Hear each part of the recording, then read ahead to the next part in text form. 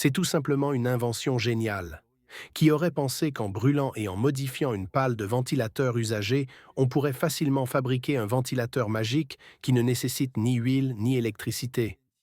Depuis que le gars l'a eu, il a vraiment économisé beaucoup de factures d'électricité à sa famille. Il a d'abord intégré une vis au milieu de la pale du ventilateur et l'a serrée et a préparé un support de tuyau en acier avec une base stable pour marquer le bois et couper directement un cercle de bois en excès et le broyer en une forme ronde d'épaisseur appropriée afin qu'il puisse juste s'adapter sur le tuyau en acier et s'étendre. Mettez un autre morceau de bois de la même longueur et marquez la demi-profondeur pour les deux, et coupez-les et rainurez-les pour les épicer en forme de croix qui se croisent, jusqu'à ce que les vis soient enfoncées pour assurer la fixation, puis percez un trou au milieu du bois de côté et insérez-y l'arbre de roulement requis.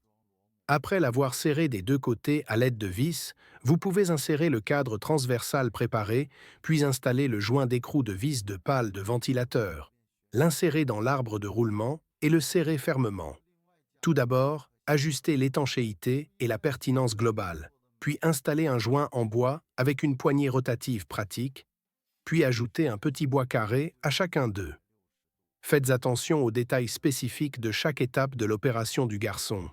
À ce stade, vous devez également utiliser un compas à 360 degrés pour trouver un cercle de points approprié.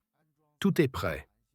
Il suffit de visser une vis à chaque intersection, puis d'utiliser la poignée centrale comme référence.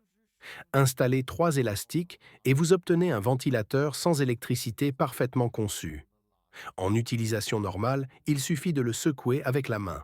La tension générée par les 3 élastiques entraînera la rotation de l'arbre de roulement central. En théorie, tant qu'il n'y a pas d'intervention humaine extérieure, il fonctionnera longtemps. Alors, que pensez-vous de cette création créative et pratique?